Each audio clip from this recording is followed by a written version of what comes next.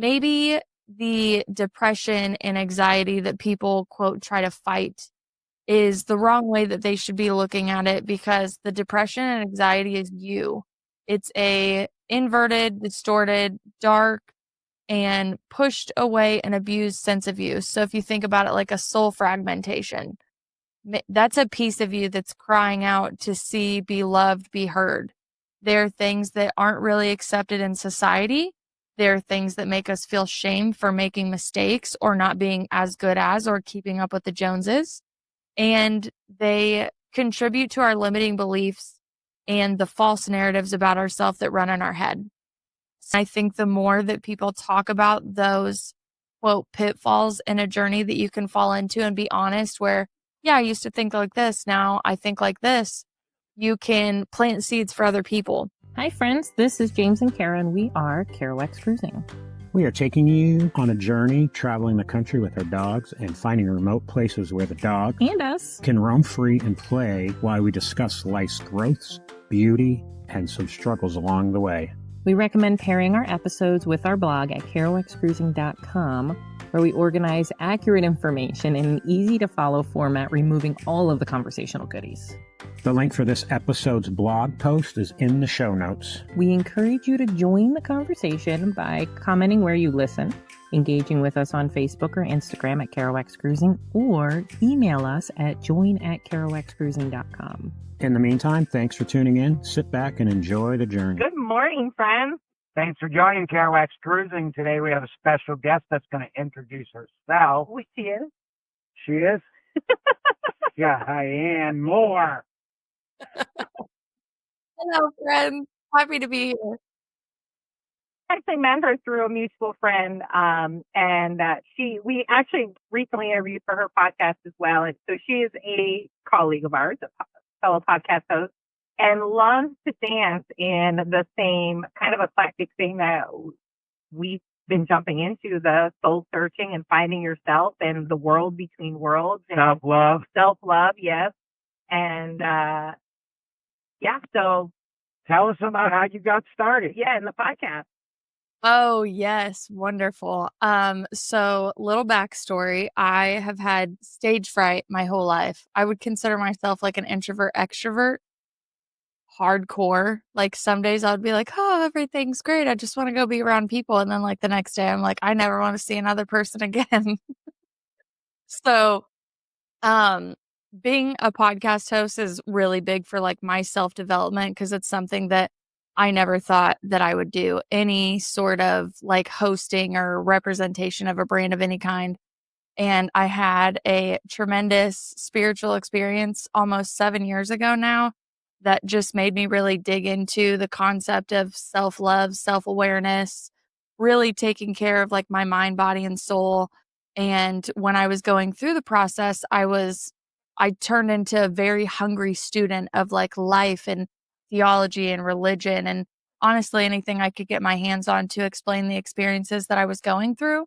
So in that, I'm a really big writer. So I was writing everything down, and I was finding all of these people, whether in books or blogs or, Facebook groups, that were having these same experiences as me, but we're all still out here like seeking the right type of knowledge that really fits our journey. Cause like not every spiritual book is going to resonate with everybody, or any book, right? So when I did the podcast, I had an idea to bring on other people kind of in the same realm of things that were this way for a certain aspect of their life, had this transformational experience or traumatic event, whatever was really the catalyst to this huge change. And through that, I wanted to not only be like a time capsule for humanity's like consciousness awakening, but I kind of considered myself like the yellow pages, where you just like go through and like scroll for an episode. Like if you walk into a library, right, you kind of feel yourself being pulled to a certain case, to a certain book. And I don't really like judge a book by its cover, but I can always feel the intuition of like pulling it off the shelf and be like, well, what's this about? You get into the author, the story, you flip through a couple pages and you're like, this one is for me. And that's how I wanted to design the show, was, you just intuitively pick an episode wherever you are specifically at in your journey. And one, if you like the episode, then you have the option to go down to the show notes and then you can connect with that guest, whether they're an author, a coach, selling a product that you need. However, I just wanted to make it easier to get access to these people instead of having the information like spanned out all over the world, or I should say all over the digital world. Yeah. Love that. And that's I love the yellow pages. That's amazing. and that's I feel like really what my experience with it has been. You've touched in so many different modalities, so many different types of people, and so many different um I guess ways of being or ways of thinking. It's really beautiful. I love Yeah, that. I wanted it to be really open-minded. There's still like, I know that I have topics that I wouldn't bring on because I am such like a promoter and a golden retriever of things I'm super passionate about.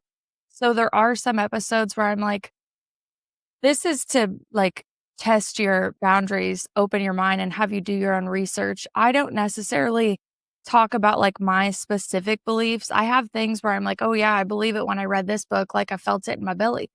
But as far as like me being one of those people that's like, this is the truth. This is what I have found. This is how you should live. I might have come across that way like in my earlier days of searching, but that was an awareness that kind of came to me that I wanted it to provoke people into being their best selves. And this is something that I found along the way. And if it's something you want to pick up, this was my experience with it. And that was another thing that was really cool about the show is I found myself telling the truth about parts of myself that I never really felt I really could in my, I would say, like unhealed, non-description knowing time of my life and getting the definition for so many things. I was like, this is revolutionary. Like, I wonder how many other people have experienced so many things, but they don't have the definition for it or they push it out.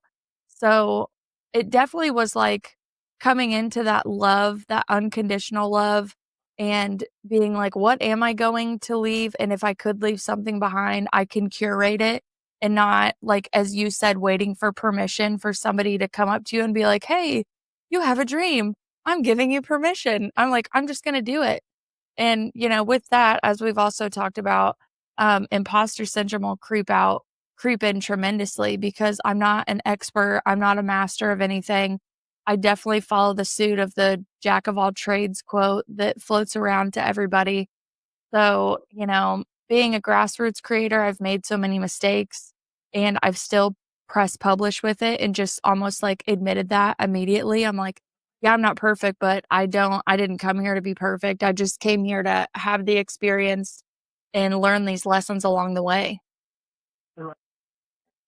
Authenticity is like really at the heart of what we do. And it's very difficult to be that vulnerable, to be authentic when it's not free. And I love that you touched on the podcast, bringing that out of you, because I think that that's done that for us too, because we all have a tendency as humans to kind of like, especially with social media nowadays, we just kind of airbrush over the imperfections. And like when we tell a story to somebody, if it's a close friend, we'll go into more details, but for most people, maybe you'll talk about things that are funnier, you'll accentuate other things to make the story more interesting, but you're not getting down to the nitty gritty, And I feel like through the podcast, that's been pulling that out of us. Like we want to share what's really going on behind the scenes because, even you, many, many people come to us like, you're living the dream, you're traveling, you had an off-grid home.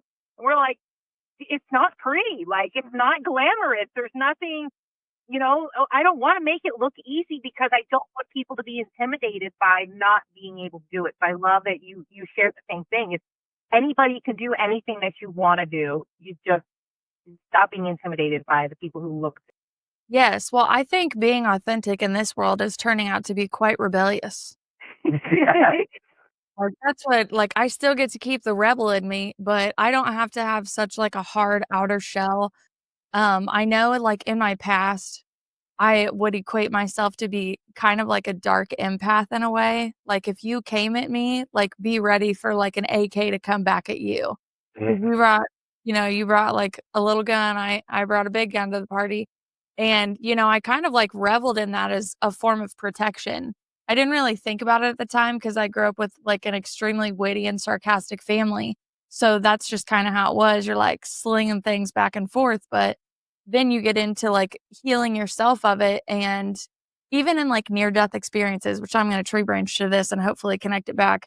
When I read a lot of near death experiences where they floated up to this magical place that we all wanna go home to, and this one specific woman had, like, God walk her up to a mirror, and she got to feel everything that she felt that she wasn't feeling on Earth, but she also got to feel how she treated others and, like, how she never realized the impact that her actions or her words had on other people, and I think the more that social media grows and whether we are authentic behind a screen or like an internet troll behind a screen, we're all losing that compassion for our fellow man in the digital world. So, coming into that realization just in my own journey, it made me want to talk about it to other people, not to condemn them for their actions and be like, "Oh, well, look at me. I'm on a pedestal and I know that I hurt people and now I don't," because I'm sure I can still hurt people. And I'm sure that I still do unknowingly, but when you come into, again, that greater awareness of it, it's just such an aha moment that I'm extremely passionate about sharing. I'm passionate about sharing all the good things in my life like you guys are with your mission, but also I'm like, "Oh, look at this pitfall I fell into when I thought I was doing okay. Look at all this shit that I uncovered that I never processed when I was younger. I'm not the only one that has this going on inside of them. So let's talk about it. Let's get into the rabbit holes. Let's get into I would say like one of the darkest things about my journey would have been like the suicide ideation that I had since I was a little kid and going in and out of my life. And I was always such an investigator about it. I never really thought like I would do it, but I knew that I had days where I'm like, oh, that darkness is really back today. Like, hello, old friend. Hello, darkness, my old friend. And I felt like documenting that would be better than just hiding it and pretending like it wasn't there. When I grew up, mental illness was very hush hush.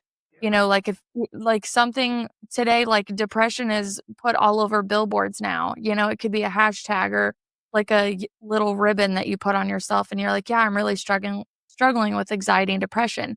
That's a really big cultural move to even be able to say that, because when we grew up, it was just like, yeah, you don't talk about it. Yes, there's pills in the cabinet. Yes, they go to the doctors. Yes, they have therapists, but we don't talk about it. And now we do, and we are evolving into a day and age where we can talk about it, but it's still not something you're gonna bring up over brunch. Like, when you're sitting there, it's like, "Hey, how are you doing?" It's like, "Well, the doctor mixed my medication up, so now I'm feeling a little froggy." When just talking about those things is what made me it healed me in a way, but it also brought other people out of the shadow that lived in the guilt and shame of it. And guilt and shame, besides love, is a thing that I honestly do think, like, connect us all at a lower vibrational soul level and a higher vibrational soul level. It's like, well, what shame do you carry around? What do you carry around every day? Like, what are you scared of people finding out about you that's just gonna run everything about you? Yeah. I like having no skeletons in my closet. You guys, I mean, even when you came on my show, you got really candid with not only the relationship, but your individual journeys and then how you are coming together and still coming together to battle those things and just how close you are. But even you, sir, with coming into feeling your emotions and how uncomfortable it is for a man to feel his emotions, that's something to be taught. But it should be talked about more, right? Because it's not only, like, personal, but it's in the masculine collective, and it's supremely generationally tied year cycle after cycle after cycle. So, like, your episode that I was able to do with you on my show, I mean, you both inspired me in how vulnerable you were willing to be.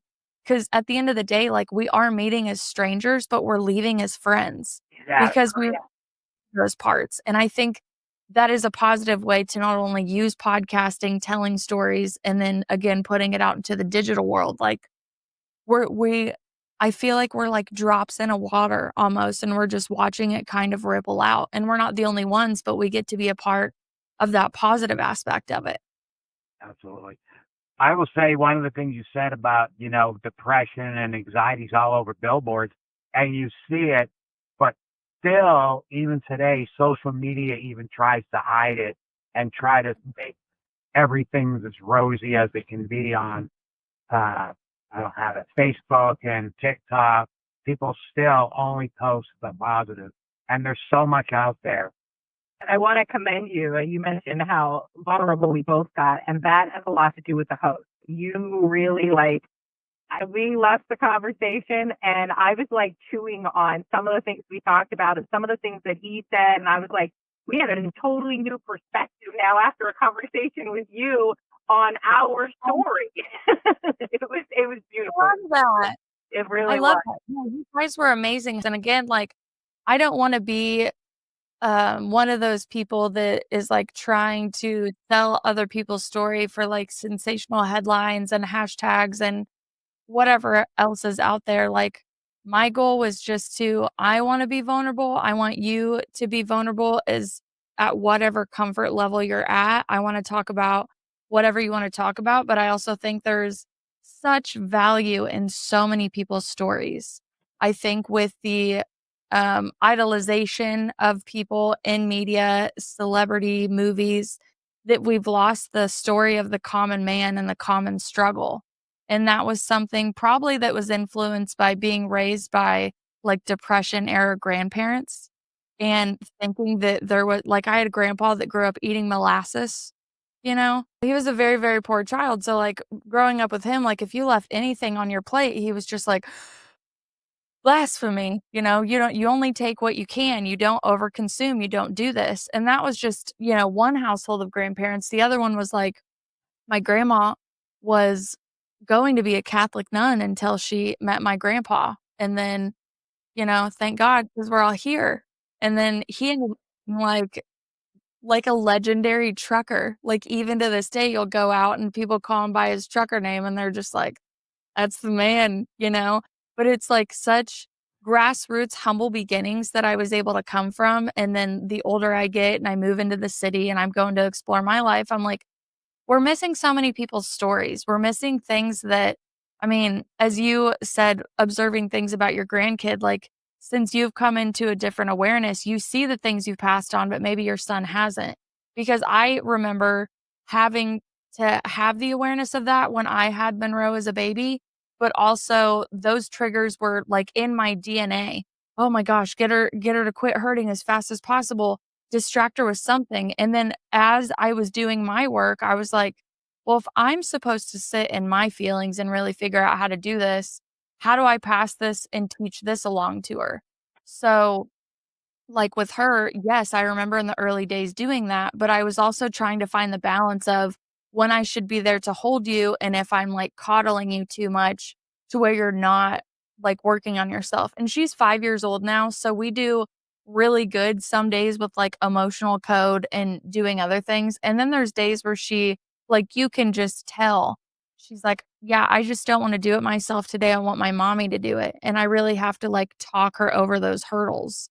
And I mean, 5 years of parenting is revolutionary for me in my own journey. I think she is my greatest teacher. I think she's taught me compassion and patience. And I really don't cuss a lot anymore, which is saying something because I used to cuss like a trucker, like every other word.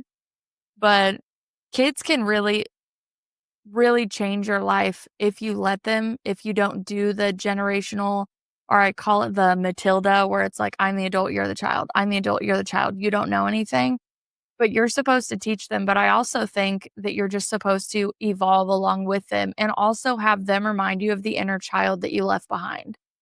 That's probably been one of the biggest things, like dancing like nobody cares and singing a little off key because you don't know how to sing yet. Like those have been transformational in my own journey, just being with my daughter and painting and Play-Doh, anything else you can think of. They really do connect you back into things that you've lost while you're, trying to get them to maybe grow up too fast. Cause I can see a lot of like fear-based parenting that will still show up for her, where if she does something, I'm like, I don't want that neuroplasticity to grow. We better just snip that off immediately.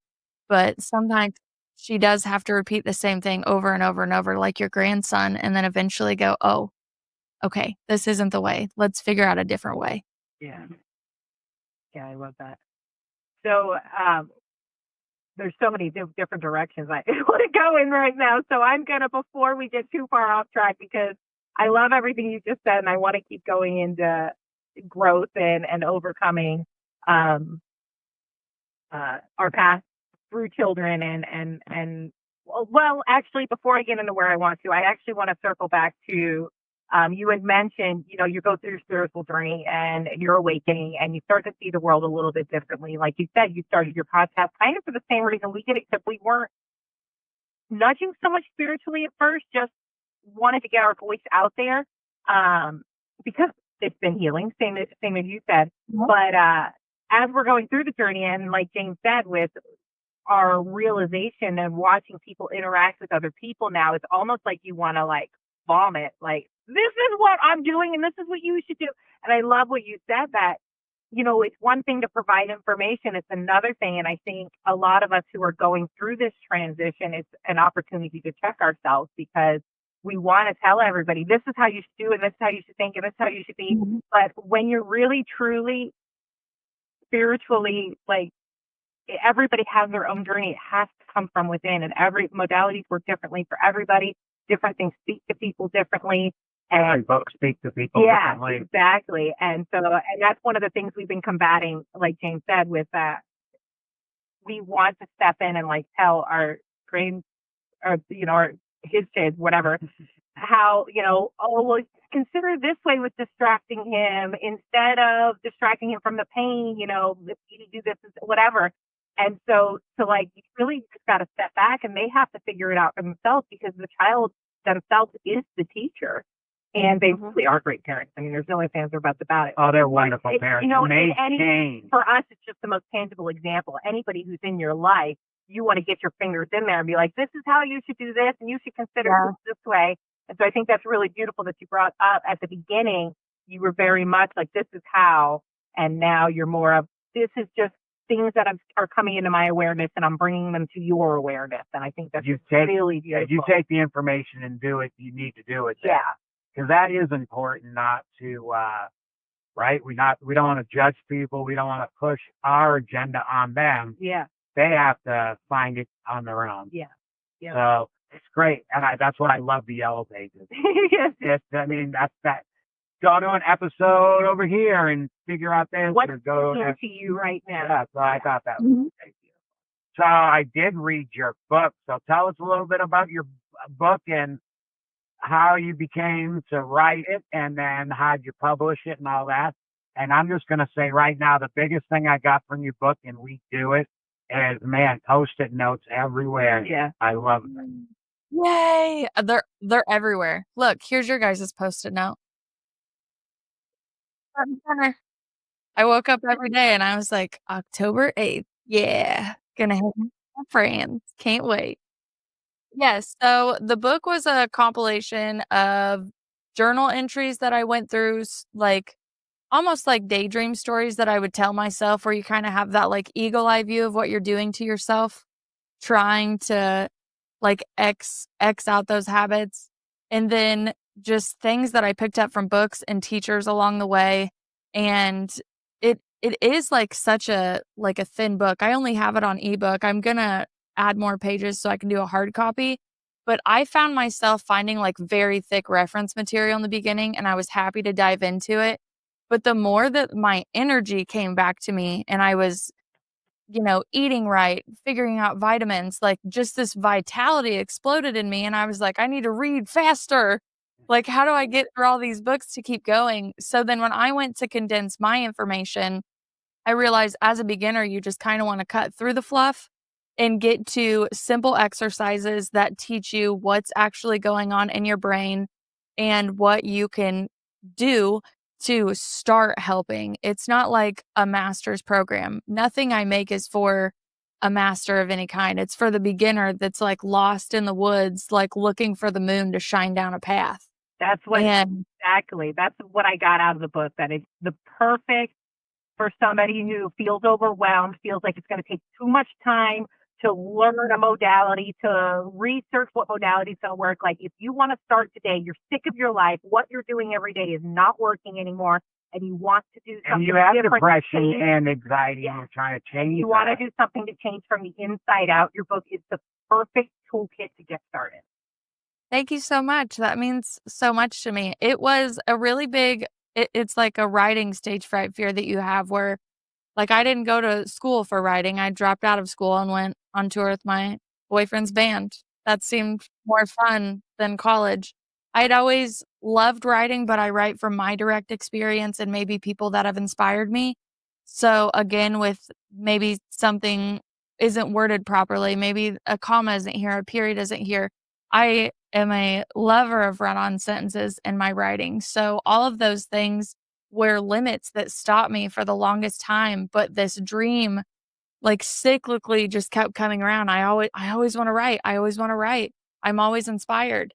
So, kinda like the podcast, it's like the yellow pages for people. I was like, "Oh, well, I should start turning all of these stages that I'm going through into guides and very short consumable guides that, yeah, if you wanna get through in an afternoon, you can, but it's also reference material to go back to, which is a lot of the books that I have went to, like, they have graphs, they have very colorful pages, bigger words, like, to say it's for, like, the ADHD mind, I'm not diagnosed with anything, so I don't wanna, like, say, "If you have anxiety, depression, or any of these mental labels, this book is for you."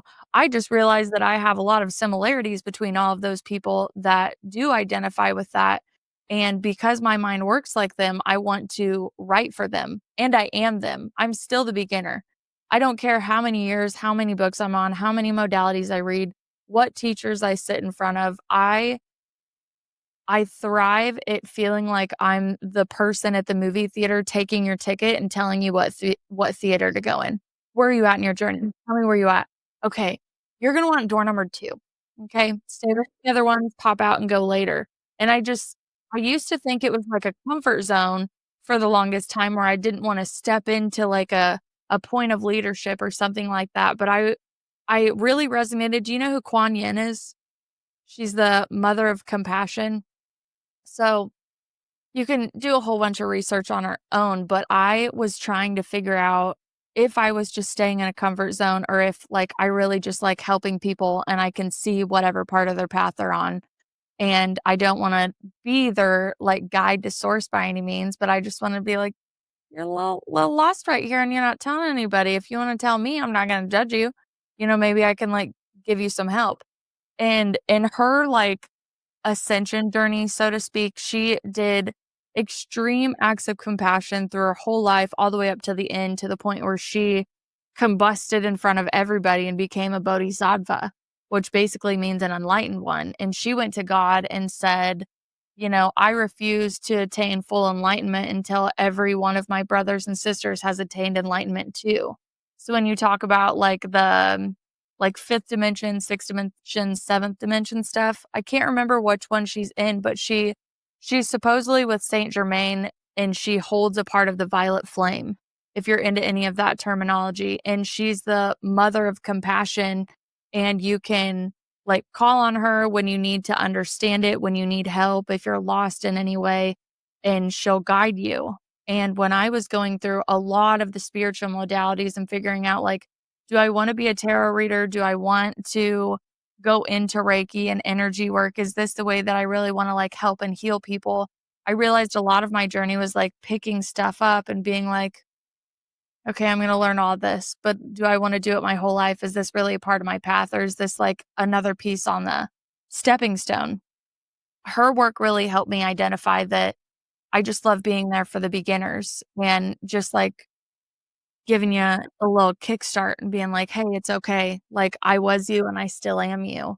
So, I love the feedback that you gave me. I have gotten a tremendous amount of positive feedback, which, wasn't expecting. I really was expecting, like, my limited beliefs that tried to stop me from publishing, like, attack me and be like, "Oh, well, you did a run-on sentence on page 8, and those modalities didn't work for me," and all of that. So that means the world to me that you read it. Thank you so much, and that you actually, like, got something out of it, because that's the point, but it definitely is for, like, all my beginners out there.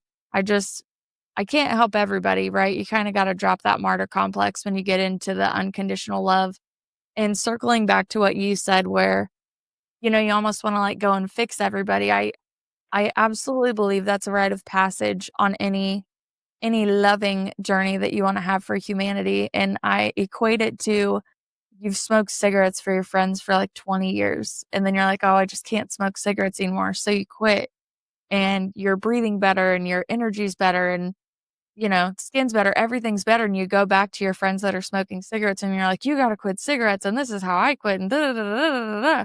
And you become that, like, annoying friend that, like, picked up a fad diet and lost 50 pounds, but your friends don't wanna diet. Like, sometimes I'm with people and I'm like, "Please ask my opinion. Please ask for my help. I know exactly what you need."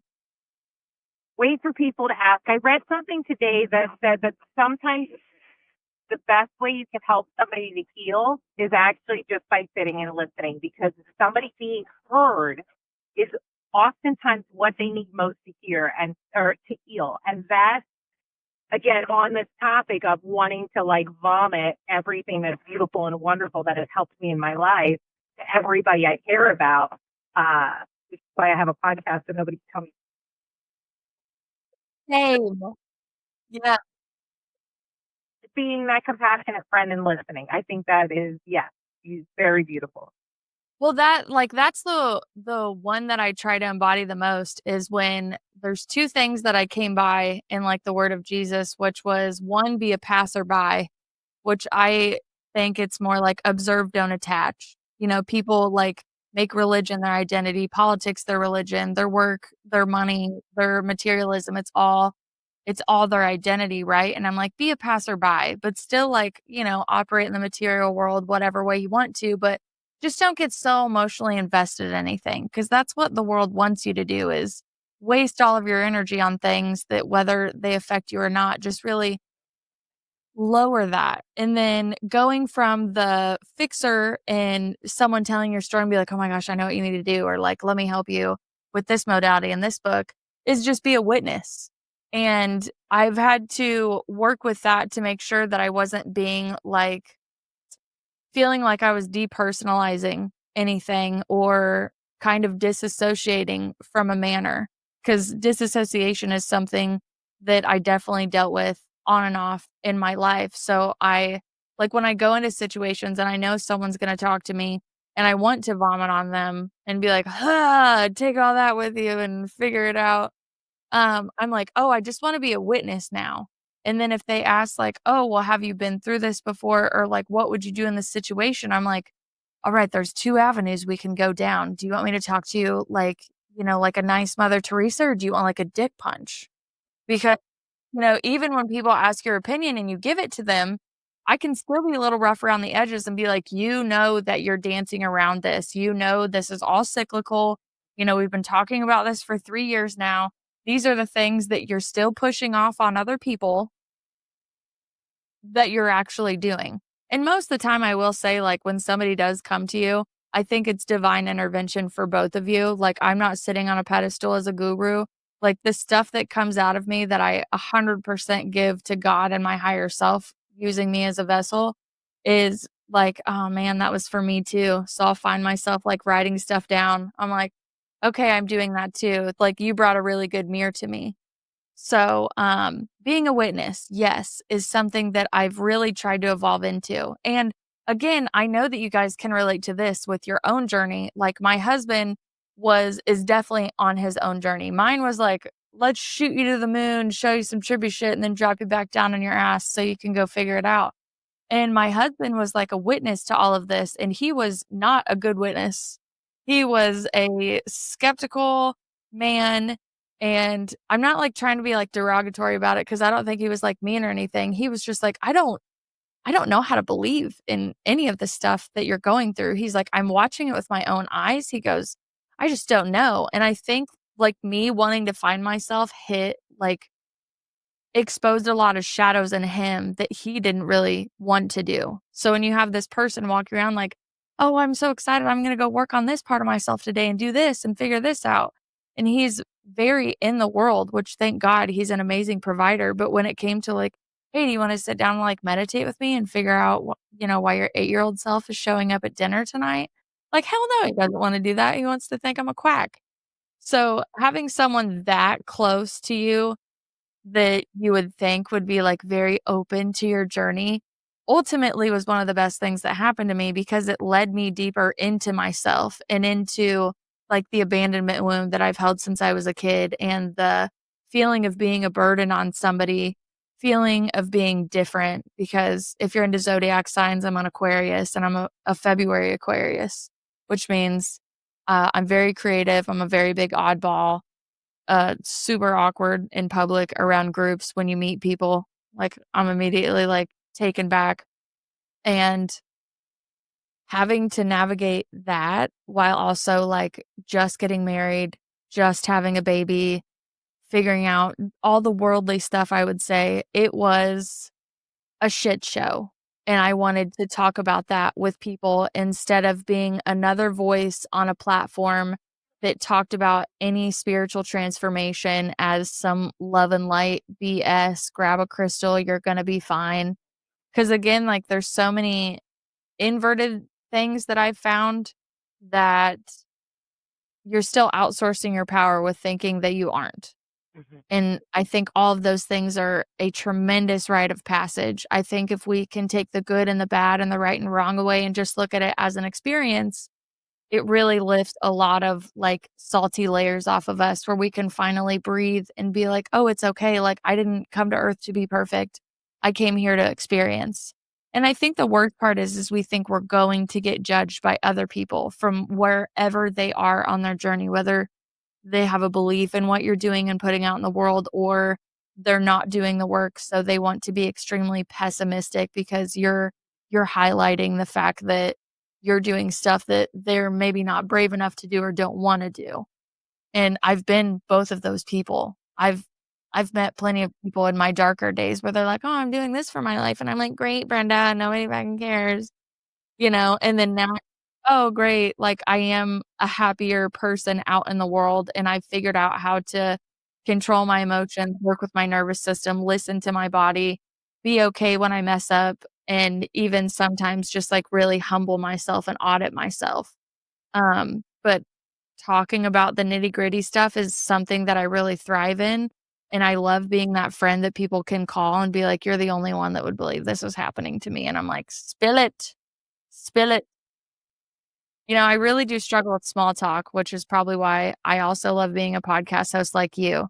Because if I get and it's like, "Oh, what do you do for a living?" I'm like, "I write guides to help people on their personal journey, and I do a podcast of, consciously expanding topics." And then You you just go, get a blank in the face. You're like, and you're not my people. I "Yeah, well, yeah." attack you because it's going to drain me more than it's going to fill me. Mhm. I've Yeah, got and I it's been actually rewarding to realize in the last couple of weeks, kind of conversations with people like you. I'm having soulful conversations on a regular basis. It's like so fulfilling. Like I'm like I could live in my camper in the woods for the rest of my life and just keep having conversations like this for our podcast and be totally happy. I have those moments all the time, and I really that is such a big thing you brought up. I have to think about that all the time where I'm like, I have met the most amazing people, not only all over the country, but all over the world that just sitting with them with all of our equipment, they have inspired me to want to be better and be better, think different, open my beliefs, so many things like that. And just like yesterday, I was having like shower thoughts and I'm like, yay, I get to, I'm talking to a lady with like a near death experience today and how it saved her life. And when you meet a really good guest, you want to go scream it from the rooftops. You're like, I met these wonderful people. They had an amazing story and their story can help you. You kind of go back to that salesman aspect. But I'm like, if I'm so affected positively by something or somebody, I want to go passionately tell everybody. And a lot of the times I find myself in a group of people that I think they're just like listening to like Alpha Bro podcasts and all of like the top tier, again, like podcasts that are like shoved out media wise, and they're sensationalizing like the celebrity and all of that. And I'm not saying that's wrong. I, in my life, just don't know what you get out of stuff like that. I find it extremely boring to care about what celebrities are doing. Sometimes it'll scroll across my feed in some capacity, and I'm like, I feel so sorry for the person that your life is to go see what somebody else is doing like that, like what pair of shoes they bought, what they named their kid, what they ate for lunch. And I guess that brings me to the loneliness that can come on the journey, which I think is definitely in the underbelly and I would say the foundation of my show and my work is you are on a journey of self-discovery of yourself. There are a bunch of people out there, and you get to sit in groups of people sometimes. A majority of the time, you get to sit alone. Podcasting doesn't make me feel alone, which is why I'm glad I'm not just a writer, because being a writer does make you feel very lonely and isolated. But then when you have this awareness and you go out into the world, you want to retreat back to that camper. You're like, "These people are crazy." So, like, in a way, I've understood ignorance is bliss with not putting myself on an intellectual pedestal at the same time. Because when I didn't have all these awarenesses, I had a lot of reckless fun. Hmm. And now when I look back at who I was and the things I did and the things I participated in, I'm like I clutch my pearls at my old self. Like, whoa, I cannot believe I did that. But also, I think of everybody has a way of thinking about like their life and their transformation. And I've always been a lover of music. And I had someone teach me about the octaves of yourself. And you picture yourself on like the lowest rung on a musical scale. And that like is your unconscious self. And every time you evolve and you meet something and you go higher and higher and higher in the music scale. So instead of condemning my past self or thinking I was wrong for anything, because it's super easy to look back in your past and be like, shouldn't have done that. I just to go, oh, that was a lower octave on my music scale. Maybe I was a little out of tune that day. And now like I'm really headed for like that A minor chord or the 432 in my life. That's where I'm really aiming for, but not judging, not condemning, turning the cheek, are all like profoundly hard in this inverted world is the nicest way that I could say it, because there's so many distractions out there. So I hope like you and like me, I'm like a healthy distraction. Like you learn something. In my first podcast, I used to say, grab a notebook for this one, folks. We got some stuff to tell you. Because that's how I would learn. If I sit down and listen to somebody's show, I always have. I mean, I have multiple around me. I have Post-its, I have notebooks. But that's how I always learn, and people are dropping gems left and right just out of an article that you guys did on, I think it's Bold Journal, I think is what it's called. It's Phoenix. yeah, Phoenix Voyager, but the Bold Journey series. Yeah. That one, there were so many amazing nuggets, like, I wrote that down, I got to talk about it on your episode, but then for, like, 2 guests, it was, like, the same kind of themes were coming up and them overcoming the same things to put their work out that we're now talking about. And I was like, well, I have a couple gems that I got from a couple other guests because they just really hit home to me. Like some people really will just give you the definition that you're trying to find Yeah. just in like a podcast episode. And that's probably my favorite part. But to wrap up my 5 minutes of talking, um, wanting to sit in my house and do that, I question, am I like missing something out in the world? Because the world does make me a little more uncomfortable. And I definitely pick and choose where I go, what I do, where I put my energy in.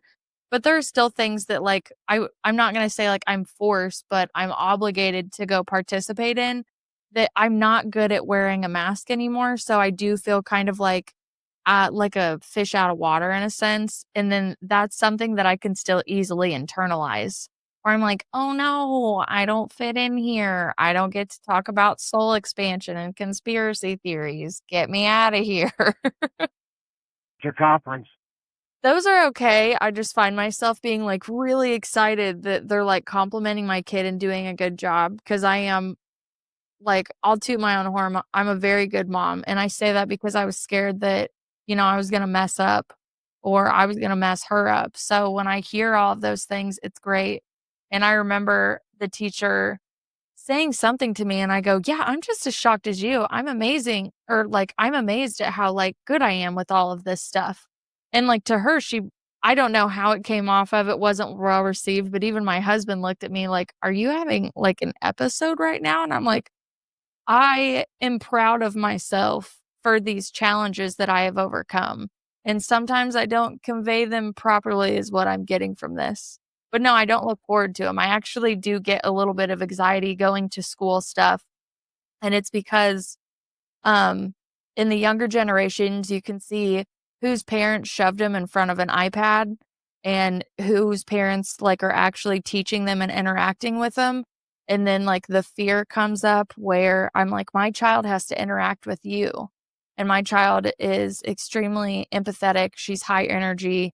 She loves the spotlight. She loves to sing. And I don't want these iPad kids to, like, make her think that she's less than when she's actually just feeling more, and that's nothing against, like, the other kids, it's just truly an observation, like, if you shove your kid in front of an iPad for so long, it does something to their visual cortex, and someone's doing everything for them in front of you, they're not learning the skills. Then you go throw them in public school, and you expect the teacher to do the work that you were supposed to be doing before they ever got there, and here lies these crazy problems in public schools and teacher versus parent and curriculum versus parent, which I don't have to go too long into that, but that anxiety hits me a lot when she was getting ready to go into kindergarten, I was like, "Should I join the PTA?" And I was like, "I would never survive." So, like, just continuously being honest with myself of where I can actually fit myself into the world. And when I find myself like, "Oh, why is my mask showing up?" I'm like, "These people make me extremely uncomfortable." But I'm also making myself extremely uncomfortable by subconsciously projecting stuff out about them and about me that I'm not even, like, wanting to be aware of right now. So that is, like, why I do love my husband because, like, I just grab his arm. I have, like, these social cues that I do, and he's just like, "Just 20 more minutes, honey, and we'll go get you some ice cream." I love Yeah, that. Demon a lot of the time is our worst enemy.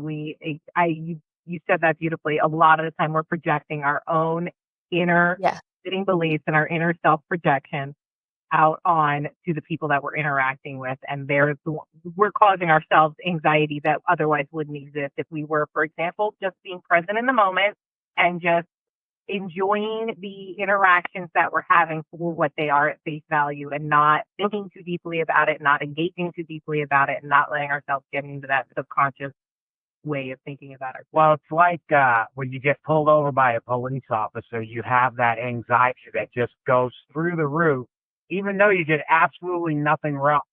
I get Oh that. my god, you have a Kilo car. You're like, "Well, I'm in Talladega Nights right now. There's a kilo of Colombian Bam Bam underneath my car. I just know it," you know? Mhm. So fearful of Actually, everything. functions, it's the same thing for me. Even when my kids were low, I'd have to go to the school. I'm like, it's like getting pulled over by a cop. Why am I scared to go see a fucking teacher that has nothing to do with me?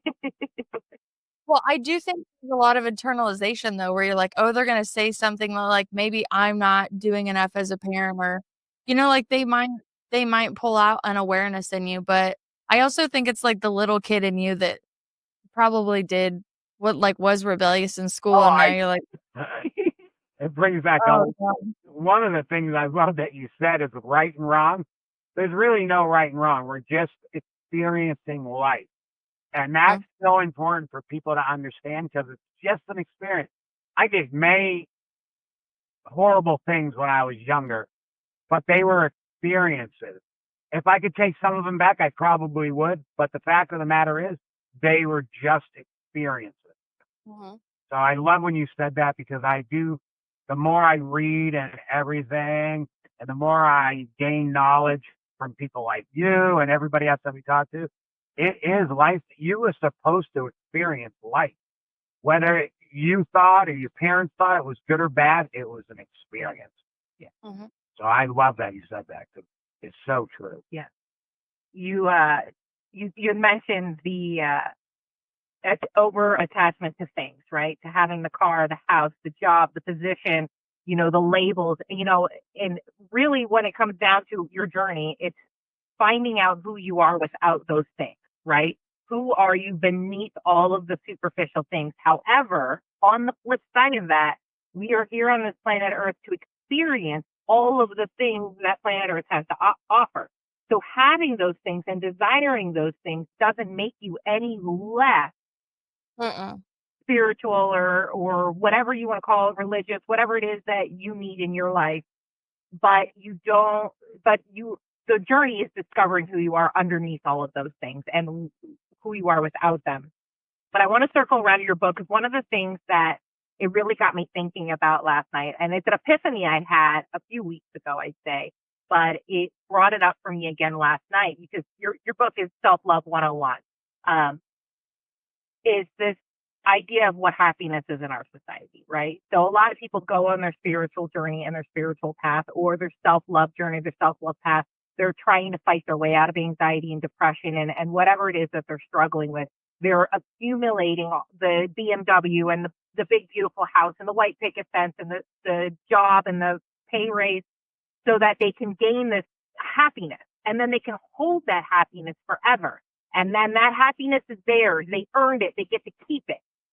But one of the things I've realized in the last few weeks is that happiness is just as fleeting as all of the other emotions. Happiness is just a state of being for the moment.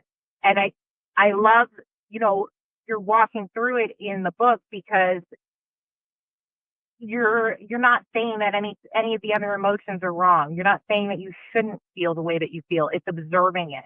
It's recognizing how you're feeling. And so I want to, I guess, see where you are on that because to me, that was an epiphany. Like I'm going through the spiritual journey so that I can learn how to manifest and I can do all the things so I can be happy. And then I'm going to have my happiness ball and I'm just going to carry it around with me wherever I go. And I'm going to be happy all the time because I did all the right things and I've got the right mindset. But holding that white knuckle grip onto that happiness is the same thing that makes it fall through your fingers, right? What a great way to express that. You're absolutely right, especially the pantomime of that. I'm just going to carry my little ball of happiness around. Again, we're speaking on really good rites of passage in any journey. You don't have to call it a spiritual journey. I really think of it like more like soul journey. I don't want to condemn anybody if they want to live a life of materialism. Maybe it comes off that way when I'm like, oh, people are doing this instead of this. I'm just trying to maybe play devil's advocate in a bit because I was the person who I went out in the world and I had the salary job. I had a position where when I would sit at tables with people, I could say, oh, this is my job. I'm in charge of all these people. I'm in charge of this training. I just bought a brand new car. La la la la la. And I knew that it felt like weird and inauthentic to do it. But for the first time, because of the job that I had, like I felt like I fit in with people and it was all very surface level, but I didn't know it at the time because I didn't know my soul. So you can have a balanced life. It's just like, what's your intention for the car? If you think a car is going to make you happy, maybe, well, for a little bit, but these are what I would call like temporary desires. So something that I still work on to this day because I desire to have nice things. I desire to have a good home that I can raise my family and money to vacation in, things to buy. Like I'm not sitting here like a hippie on the side of the road, like go give up all your possessions and go meditate for 14 hours. I'm not one of those people. I'm very grounded in the things that I want to experience and what I want to teach. And when I desire something, I have to ask myself, one, why are you desiring this? Is this like an egoic desire? Is this a trauma desire where you didn't get it when you were younger and now you're trying to fulfill it? Is this temporary? Because desires really work when you get something you desire, it really trips up your dopamine. And we know that we live in a world of heavily addiction in the dopamine receptors. I am also a part of that I have to audit all the time. So that was such a big question. I'm really trying to think of how to answer it the best I can. everybody's on their own journey, right? We can all say that. And I think when we get into maybe, like, I'll speak for us, like if I were a soul in an instant, and maybe you got everything you wanted as your ego. Maybe you fulfilled all those temporary desires. And now your soul wants to be filled, wants to be known, wants to wake up. Maybe the depression and anxiety that people quote try to fight is the wrong way that they should be looking at it, because the depression and anxiety is you. It's a inverted, distorted, dark, and pushed away and abused sense of you. So if you think about it like a soul fragmentation, that's a piece of you that's crying out to see, be loved, be heard. There are things that aren't really accepted in society. There are things that make us feel shame for making mistakes or not being as good as or keeping up with the Joneses. And they contribute to our limiting beliefs and the false narratives about ourselves that run in our head. So I want materialism because I'm a human that lives on earth. I do not want to overconsume, but I still find myself doing it. But I'm still better at it now. I don't believe that if you want to meditate in the Himalayas or you want to go be a CEO, that there's really anything different in the level of spiritual whatever that you could be. I think spiritual narcissism is a super easy thing to fall into. I think your ego dressing up as a guru and walking around is super easy. I once again say it's a rite of passage. And I think the more that people talk about those quote pitfalls in a journey that you can fall into and be honest, where, yeah, I used to think like this, now I think like this, you can plant seeds for other people. But I don't have a problem with people like being rich and wanting to go out. I do have a problem with the way that people treat people with less money or look down on people. Like, there really is no difference between someone's soul in a mansion and someone's soul in a trailer park. But if you try to have those two people have a conversation, I bet the person that went to a prestigious school and came from a prestigious family and la la la la la la la, like they look down on people. And I've had moments where I look down on people too. And then I get in my car, I'm like, why the hell did you do that? Where does that come from really when you go out in the world and you want to be so good and so compassionate and so helpful? Like, what are these protective layers that automatically come up unconsciously? But I don't like the divide that money has given us, and even the labels that people put on themselves. And the podcast has honestly helped me dig through a lot of those, because I realize with not having the resume that a lot of people do, that I've talked to people on my show that I would never be able to cross paths with in my daily life. Or if I did cross paths with them, we would never have as deep of a conversation as we had. I interviewed somebody yesterday. He was like a tech CEO. And every time these people have these like big letters in their header, I do kind of get insecure about it. I'm like, oh my gosh, I can't believe they're like coming to talk to me. I hope that I know how to talk to them, right? Because I still have that thing where, because I don't have this piece of paper and I don't know the terminology or the circles that they swim in all the time, that maybe I'm not good enough to talk to them, or I'm not intelligent enough to talk to them. In every interview that I go through that, I realize like, wow, that's a weird insecurity and limiting belief that I've held just from not being a good student in school. I was rebellious like you, bud. I did things that some I do want to take back, some I don't. Well, it's so interesting when you do talk to those people, whether it's a CEO or whatever famous author. After you get done talking to them, we always feel really good, and it's like, wow, we held a conversation with them pretty well. Feeling inspired. They left saying, wow. Yes. Gone into it, I feel the same as you. I have anxiety. I'm like, well, I hope I don't say something stupid. Yes. Yes, I am that person. I'm like, "Oh gosh." Like, sometimes I can't formulate my thoughts fast enough, and as you can see, like, my eyes are going everywhere, but, like, I wish I could just, like, sometimes plug a screen into my computer to see how many windows I have open in here. And then when people talk, like relatable stories come up and, oh, this is what I want to say. But also, like, I really, Find the one that relates. yeah, but I really want to like listen to listen and not listen to respond. And there's a healthy balance in that in podcasting. Cause when people talk, I don't want to look like I'm disassociating because I'm like, I'm putting all the pieces together. And then I do want to breathe as much as I can before I respond. But like my older interviews, I was just like rapid fire. And I'm sure that I'm probably still guilty of this, but I also used to like cut the host off because I knew exactly what the question was gonna be. And I'm so excited to talk.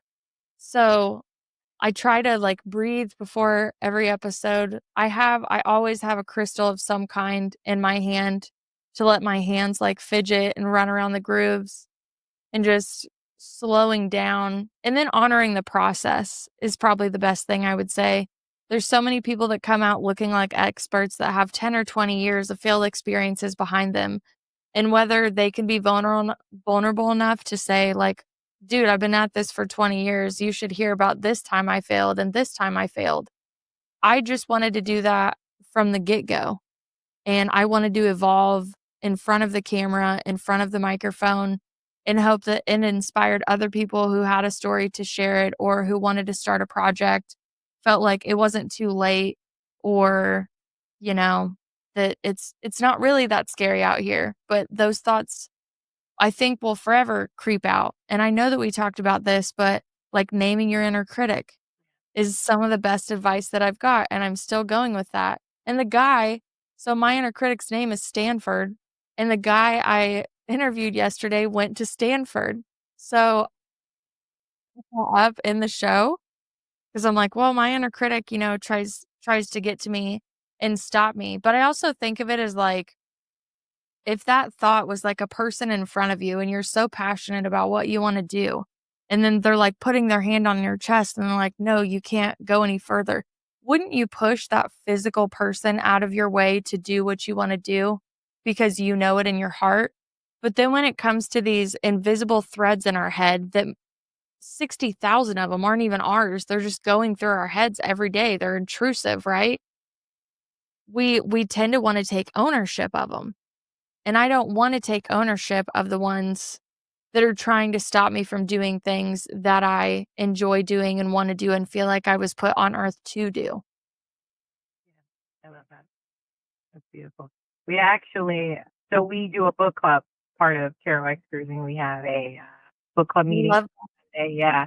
And just some of the books that have really spoken to us over the years. It's a great opportunity for us to revisit something that uh, motivated us and have really enlightened us. And it's a great way for us to share with our community.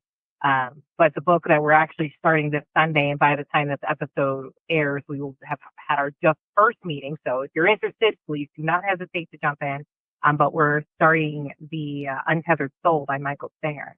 And it talks a lot about recognizing that The inner critic. you are not your thoughts. You are the one who hears your thoughts.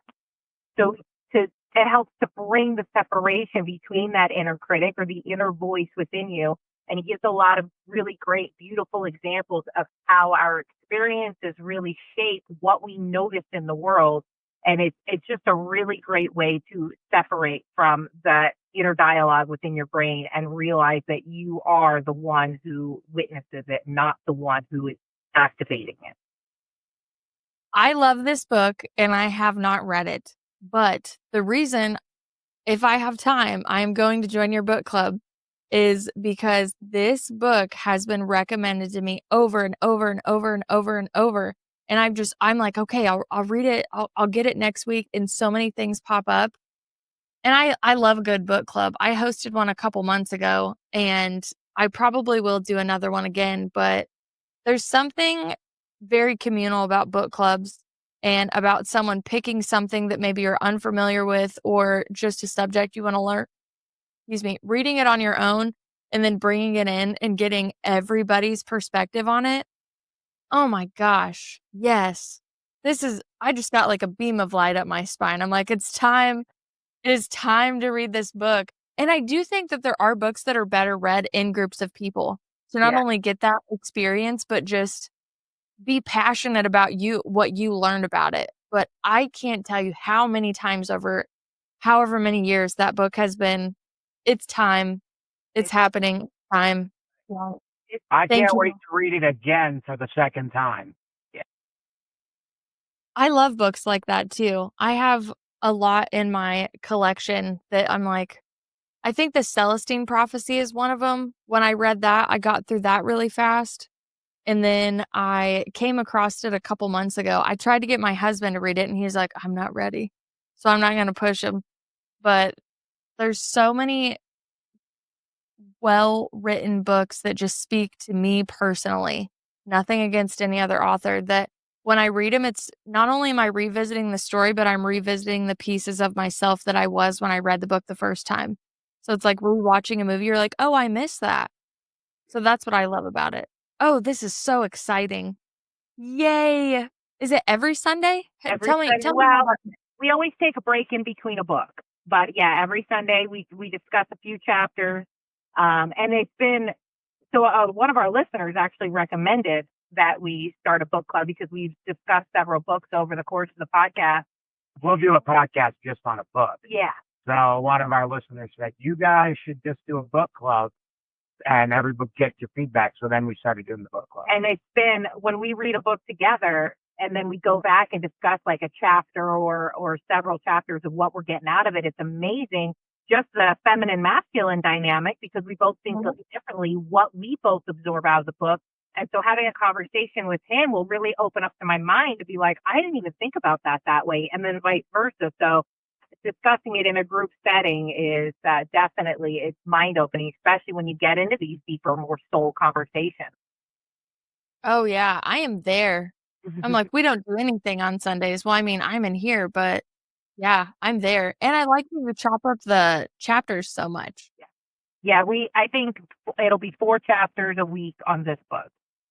So it's Oh, I can do that. I can easily do that. I am there.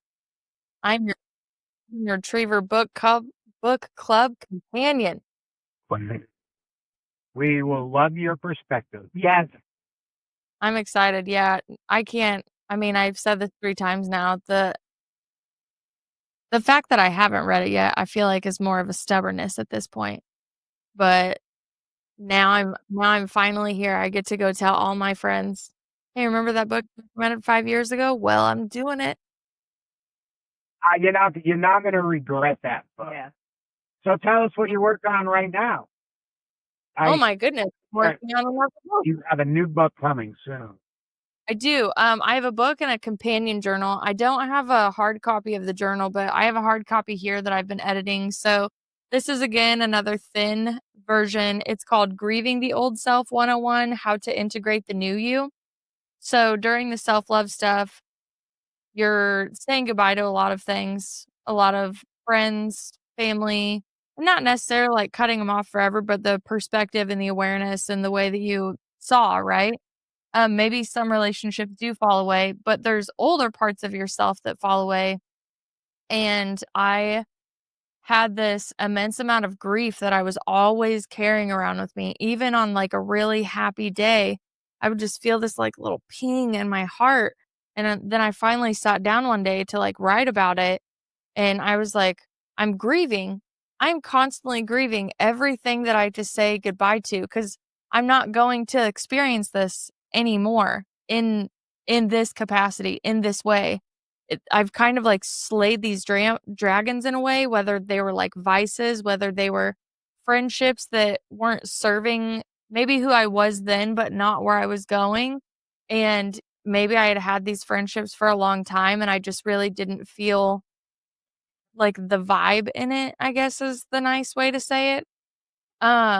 So I just started writing about all the grief that I was having, and I started doing research on, certain exercises and awareness and how to not live with it in your body. So there are exercises in there of journaling. There's exercises in there of coming into the awareness of what am I feeling? How am I feeling? There's kind of like character references like I did in Self Love 101, where it's like picture yourself looking in the mirror, like, why are you beating yourself up type stuff. But then I realized I didn't want to be one of those books that's like, here's a short amount of pages with a small amount of exercises. Go on your way. So what I did was I made a companion journal for 1 year for beginner. Because usually when people recommend just go journal, just go meditate, you're like, how do I do that? And if you're not used to writing or being honest with yourself and in your writing stance, a blank page can be very overwhelming. You don't know what to write or if it's safe to write. So I built a prompted 1 year journal. It's called Healing Reflections, A Year of Self-Discovery and Growth. So I actually put a little teaser in the back of Grieving the Old Self 101. And I was like, hey, if you need more guidance, if you want a little more help than just this book, this journal prompt is going to teach you self-awareness. It's going to teach you to not only stay on top of your mind, but on your body. So I have weekly check-ins at the end, and then I have every 30-day check-ins because I'm such a believer in the way that we build the neuroplasticity in our brain. And not only do I want you to be aware of the new habits that you're having, but I want you to be aware of what you're releasing and that there's a grief bridge, whether like something as simple as like smoking cigarettes and then you quit smoking cigarettes. I enjoyed smoking cigarettes. I absolutely loved it. It was delicious for me. Horrible for me, a habit that I wanted to quit. So even when I think about all the times in my life where I could like go sit outside and just kind of zone out and aimlessly smoke, I miss those like cathartic times that I had that vice with me. So that's like an easy way of saying like you're going to grieve that because there are so many experiences like that with simple things that still have grief in them. And then you can get into the harder ones about relationships falling away, a death in the family, a transformation in yourself, a change of state, a change of job, all of that. But the companion journal, the 1 year thing that comes along is once again for the beginner that doesn't know how to get into these things. And I took my direct experience and I made it into a guide and from all of the people I learned really. So in this book, I reference other books and other people that have helped me. The Body Keeps the Score. I reference some in it. Greg Braden is one of my favorite people to listen to on YouTube about his explorations of monasteries and ancient texts and ways to pray and talk to God and the heart-brain coherence of the 6 seconds in, the 6 seconds out, bringing the hemispheres of your brain together and your heart and mind together and just explaining the science behind it. So I'm always inspired by him. So I was really excited to bring his modality that he learned from the Heart Math Institute into the book as well. So again, it's to sum it up, it's really my direct experience that I wanted to transmute my pain into a healing guide. It has worked for me. It will continue to work for me, but also still highlighting that dark days do come, but bright days do come as well. Yeah. Yeah. And I kind of, circles back the whole conversation. Some people are chasing this journey because they just want to find happiness, and happiness isn't something you get to hold on to forever. It's fleeting as everything else. But processing those emotions and being present with those emotions and being present in the moment is really the best way through it. One of the things that I personally have been fighting with lately is, part of the death of my old self is realizing that I'm a people pleaser, and the fear that comes with when you stop pleasing people, are they going to stop loving you? Because the reason why you're a people pleaser is because you feel like you need to earn their love. And I think that more often than not, people are, if you are if you don't hate the world, you're probably a people pleaser. Like, Honestly, I'm not saying I think we all have pieces in us, right? When we get back to like the fragmentation. Because again, we're so invested on like labels and trying to figure stuff out. And obviously we need it for the experience. But I used to do this exercise where I wish I remember who taught me, but I sat in front of a fire and I wrote down every label that I or somebody else had put on me, whether it was something derogatory, whether it was something positive. I wrote everything down. And then I would rip the page off and I would throw it in the fire. And I would think of the labels like cords of attachment because labels are still something that you have to live up to. And when it comes to like narcissistic traits, I have uncovered some of those in my journey that I was unconscious about that I think a lot of us do. And I think that social media develops over time with people being like so into their brand, so into their videos, so into this. But the people pleasing is another thing that I came across where was I doing things out of love or was I doing things to be loved and to be accepted? And then I had the same fear you did where I was like, well, maybe I don't even get to have these relationships anymore because they're built on such false ground. There's nothing really like rooted, is probably the nicest way that I could say it. And that's still honestly really hard. I mean, especially like when you're going through like pitfalls in a marriage and I'm like, am I doing this out of obligation? Am I doing this from a vow standpoint? Am I doing this to get attention or love or something? That's something that I still process. And the people pleasing is something I still process, especially when I get into like my golden retriever mode. You know, you just want to go out and like love everybody. And that's not always well received either, which just kind of shows the climate of where we're at in the world. But there's people, again, like us, like all the other guests you bring on and I bring on, and we all have the same realization about that we're like, shit's weird out here. Yeah. It's weird when you want to go out and do good and you feel insecure about doing good and being a positive voice or somewhat of like a role model in a sense. That's deep. I'm like thinking about that. It is. It's almost awkward to go out there and be love and light, essentially. Like, I just want to love you. And it's, one of the things I catch myself falling into is the gossip ring. Like I go into an engagement with people with, I just want to be positive and happy and bring nothing but a positive experience here. Yeah. Energy here. And then people start gossiping and I'm sucked right in. Like, and it's like, what am I doing? This isn't who I am. This isn't who I want to be. And it's totally unconscious. I just go right into it. Or they start venting and bitching and I'm venting and bitching right with them. It's very hard. James has actually been really good for me for that lately because he'll just call me out on it. He'll just be like, sounding a little judgmental right now. I'm like, thank you. Well, shut up. My husband for me Very too as hard well. not to be judgmental, though. Just go into Walmart, for example. Yeah. You judge people, and you don't even know them. But you said it earlier, a lot of the time when you judge somebody, look in the mirror because I had and she listens to the podcast, so she's going to know exactly what I'm saying when she hears it. I had a really good friend of mine. She was talking about how they went to Costco and they got pumpkin cheesecake. And they've been on a weight loss journey, trying to get healthy and all that, really struggling. And she talked about how good the pumpkin cheesecake was. And I was just like, well, no wonder you have an issue with your weight loss journey. My fucking nasty person, my brain was saying that. And then I was like, just yesterday, you drove past an advertisement for a pumpkin cheesecake and you were so upset you couldn't have it because of the restrictions in your diet right now. Like, if you could, you would. You are making the decision and you make other decisions in other places where you will take your cheat. So it's like, and I really appreciate that. I noticed that in that moment and I think because she's somebody I care about so much, I don't want to have those negative thoughts towards her that it made me spin around so quickly. But now it's made me realize every time I have a judgment towards somebody is, where is this coming from within me? What am I judging in that person? Because most of the time when somebody does have a judgment about you, it is actually coming from them. It's more about them than it is about you. So if you think about that in the inverse, it's more about you than it is about them when you're judging somebody else. Yeah, I get tired when I have thoughts like this too. I swear, you say so many things that I go through and I think that I'm like, "Oh, I finally learned this. Great. Let's go put it out into action in the world." And so many pitfalls, especially like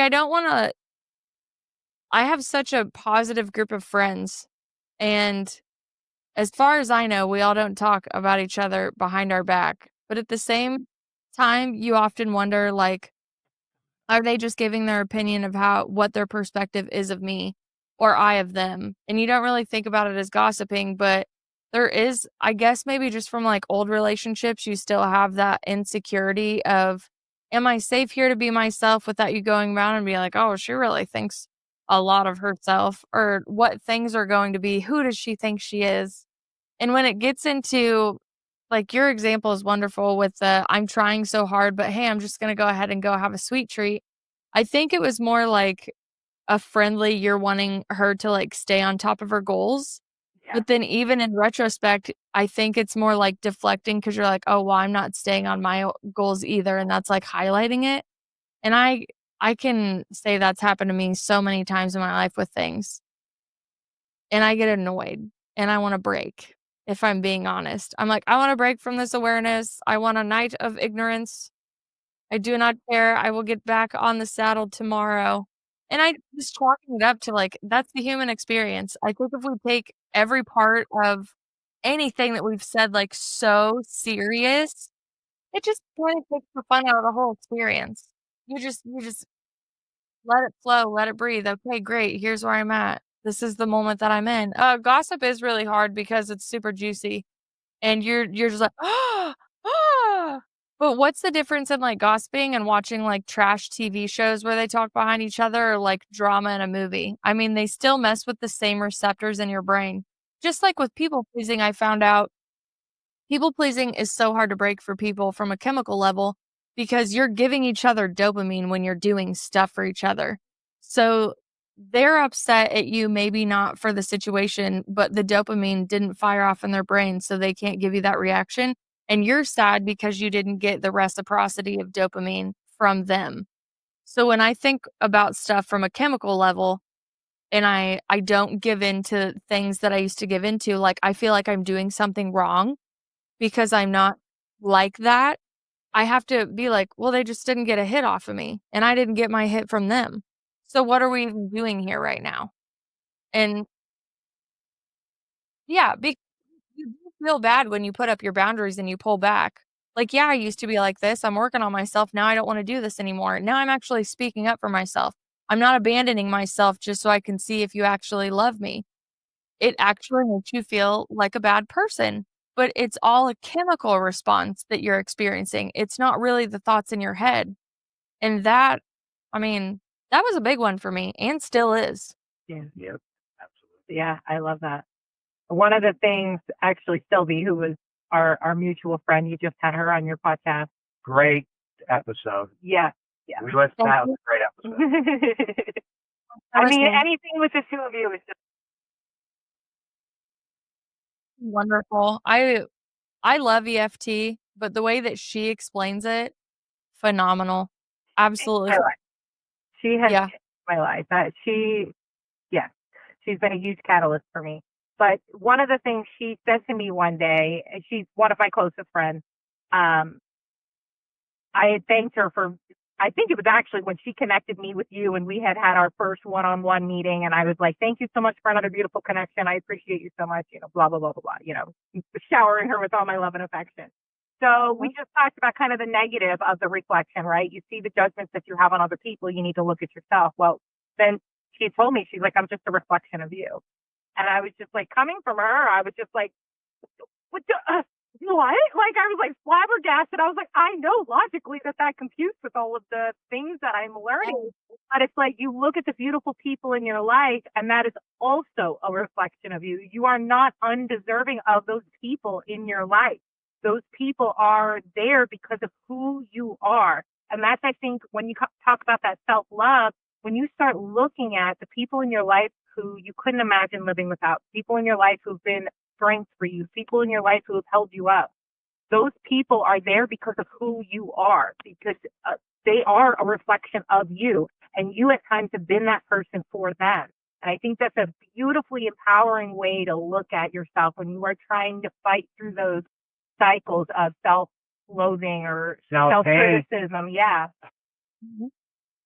Yeah, the mirror definitely goes both ways. I love that you brought that up because I can't think of how long ago I actually came across information like that where and I think it was more about, like, you reflecting to somebody else. It's just, like, if you're inspired by somebody, like, when you're in kinda, like, the shadow aspect of yourself, you're intimidated and you're picking at them, you're wanting to find the cracks in their story, just like a negative investigator, but then when you go through that healing and you're like, "Oh, I can do that? That's me? That's possible for me?" It does show a tremendous sign of growth.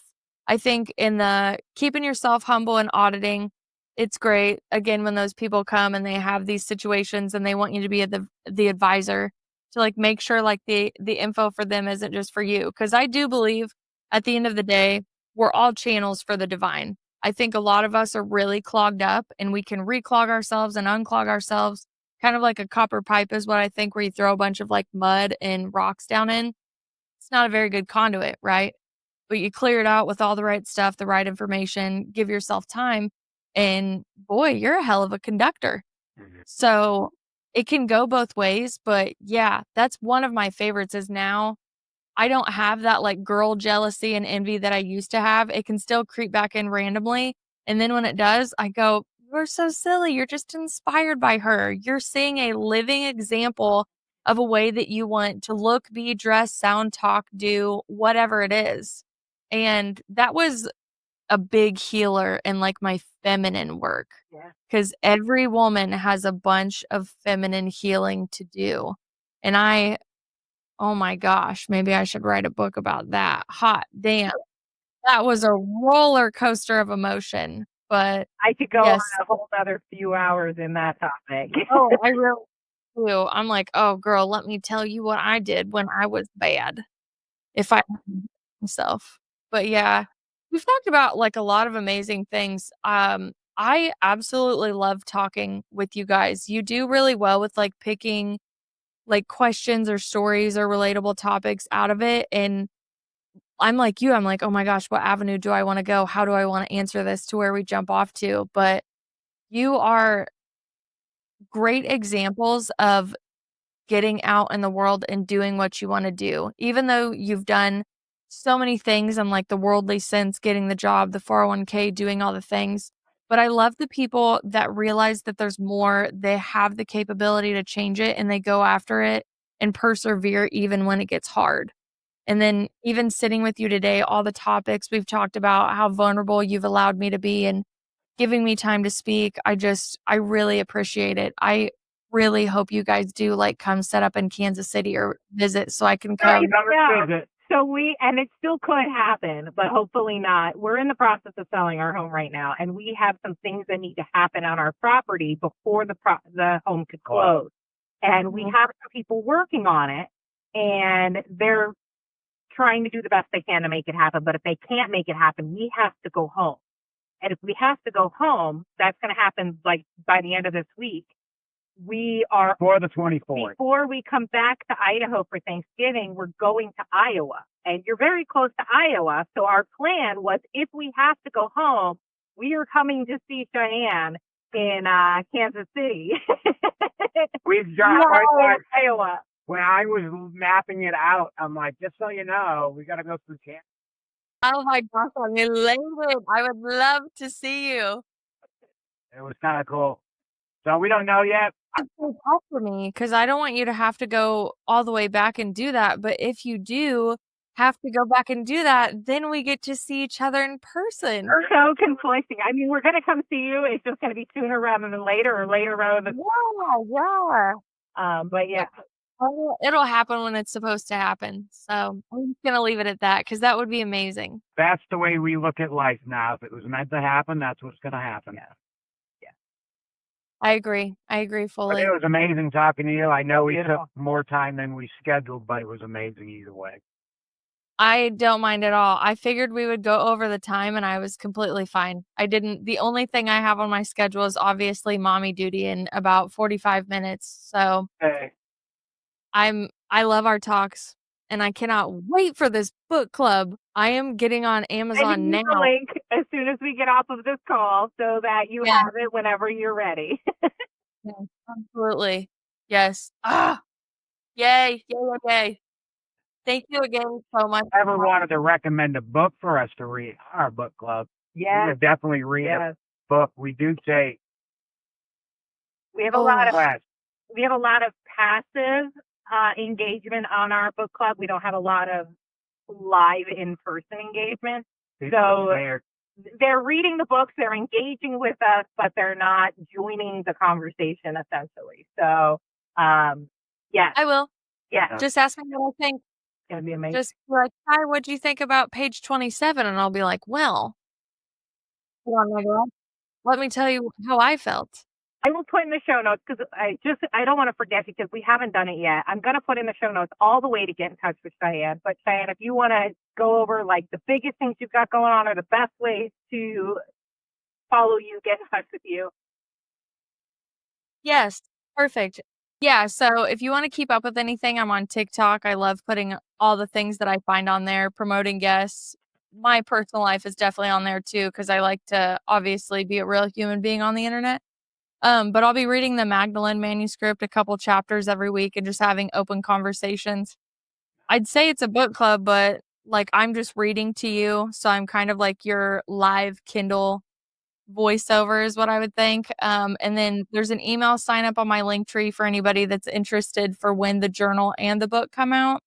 And I have a new episode out every 2 weeks on Safe Space with Cheyenne. So look me up on all those. The links will definitely be down in the show notes. But if that's how you want to keep up with me, send me an email. You have a trippy story you want to share. I am your golden retriever best friend to have that conversation with. It's so much. It's been so much fun. And now you just created another topic for us to geek out on because the Magdalene manuscript or something. I just started learning about that whole aspect of. Oh my gosh, you have to come to Kansas now. You just have to. I love that, and I mean, obviously, we're at the end of this episode, but my goodness, could I tell you so many things that I've found. Part 2, part 2. Well, thank you so much again for having me. I absolutely love both of you in spirit, in the physical, everything. I can't wait till the day we actually meet in public, and safe travels for wherever you go until I see you again. Thank you so much for coming on. Thank you for connecting with us. Thank you for being you. And we so look forward to connecting more. Yay. Thanks for tuning in to Kerouac's Cruising. We're thrilled to have you with us. We had a blast recording this episode and hope you enjoyed our adventures as much as we enjoyed sharing them. For more amazing pictures and stories, visit our website and blog at kerouacscruising.com. And join the conversation on Facebook at Kerouac's Cruising or email us at join@kerouacscruising.com. We'd love to hear your thoughts and suggestions. If you enjoyed this episode, please consider liking, subscribing, and leaving us a review. Your support helps us reach more listeners and allows us to continue sharing our travel experiences with you.